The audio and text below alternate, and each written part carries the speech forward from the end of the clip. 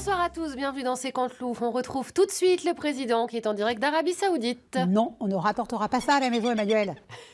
Quand même sympa, il nous offre un faucon, le prince. Non, c'est dit non. Emmanuel Macron, bonsoir. Vous êtes à Riyad pour une visite d'État de 2 jours et dans la bonne humeur, hein, a priori. Oui, et ça fait du bien de voir un pays encore riche, avec un chef sans opposition. Bref, j'aurais dû faire prince d'Arabie Saoudite plutôt que président de la France. Alors justement, parlons-en de la situation en France. Oui, alors je sais de quoi vous allez me parler. Du formidable succès de la rénovation Notre-Dame. Et là, vous vous dites, mais comment Emmanuel Macron a-t-il fait pour reconstruire ça en 5 ans? Ah non, vous voulez parler de la politique en France. Si Michel Barnier venait à tomber, le journal La Tribune disait que vous pensiez mettre un proche à sa place comme Sébastien Lecornu ou François Bayrou. Alors effectivement, Lecornu peut dialoguer avec Marine Le Pen. Et c'est d'ailleurs aussi le choix de Sarkozy. Et pourquoi pas Marine Tondelier et Lucie Castet qui ont proposé une candidature commune? Alors effectivement, comme vous l'avez dit, et c'est une bonne idée, il y a aussi François Bayrou. Non mais Marine Tondelier et Lucie Castet sont prêtes. Ou alors un gouvernement technique, le temps de tenir la barre jusqu'en 2027. Bref, vous voyez, j'ai encore plein de solutions. Eh bien, il est dans le déni de la gauche. L'ex-première ministre Elisabeth Borne n'a pas été tendre avec le budget de Michel Barnier. Elle a déclaré qu'elle n'était d'accord sur rien. Elisabeth Borne, bonsoir. Nul, Barnier, rien à sauver. Ce budget pourri, franchement. Quelle indignité de le faire passer par le 49.3. Et dis donc, vous êtes gonflé, hein, vous l'avez utilisé 23 fois le 49.3, vous. Oui, je sais. Et 23 fois, on m'a engueulé, vilipendé, humilié. Alors maintenant que je peux me venger, je vais pas me priver. Et je peux vous dire que ça fait un bien fou. Nul, Barnier! Alors pardon, mais vous êtes censé faire partie du socle commun qui soutient Michel Barnier et vous faites le tour des médias pour dire qu'il est nul. On ne comprend pas trop la cohérence. Hein. Moi non plus. Mais est-ce que quelqu'un comprend la cohérence de la politique dans ce pays, hein, depuis la dissolution de l'autre con qui est président et que je respecte, bien sûr. Bref, le budget de Barnier est nul, mais votez-le. C'est clair, là? Non, pas trop. On entend un peu partout que si le budget de Michel Barnier n'était pas adopté, on risquait un shutdown à l'américaine. Et tiens d'ailleurs, c'est quoi un shutdown? Donald Trump nous explique, regardez. Donald Trump, bonsoir. Qu'est-ce qui vous arrive? Je me suis blessé, j'ai essayé d'éteindre un derrick, je me suis fracturé l'ongle. Ah, oh là là. Alors, c'est quoi sinon un shutdown exactement?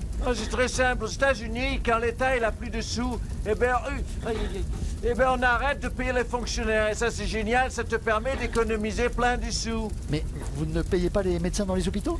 Mais non, vu qu'on n'a plus de sous. Mais comment font les gens pour se soigner si les hôpitaux sont fermés? Oh non, mais ils sont pas fermés, les hôpitaux. Il y a juste plus de médecins dedans. Mais si tu as des notions de chirurgie, tu peux t'opérer toi-même. Tu vois, là, c'est une chirurgienne à moi. C'est une copine. Bonjour le France. Ah oui, ok. Mais c'est horrible quand même ce que vous racontez là. Mais non, la vie, elle est bien faite. Il n'y a que les pauvres qui meurent pendant les shutdowns. Alors on s'en fout. Et si en plus le pauvre, il est de gauche, on fait une pierre deux coups. On économise de l'argent et on perd un électeur démocrate. Et dire qu'on en prend pour 4 ans. Michel Barnier va-t-il être renversé cette semaine ou va-t-il céder au chantage de Marine Le Pen? Il a été toute la journée sous la pression du Rassemblement national et nous avons les images, regardez.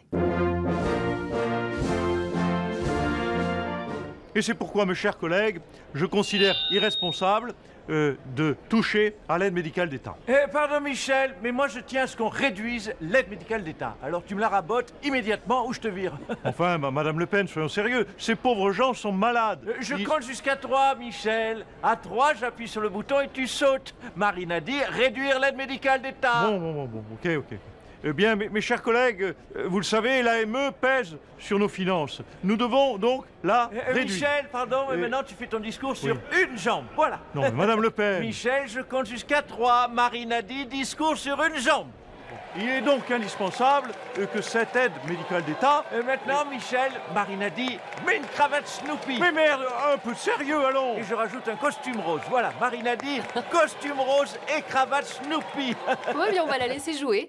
Emmanuel Macron, au fait, on vous a pas demandé tout à l'heure, mais vous faites quoi en Arabie Saoudite? Maintenant que j'ai fini Notre-Dame, je vais proposer au prince Ben Salman mes services. Hein, s'il a besoin de reconstruire une mosquée en moins de 5 ans, je suis son homme. Hein. Ah bah voilà, il se raccroche à Notre-Dame.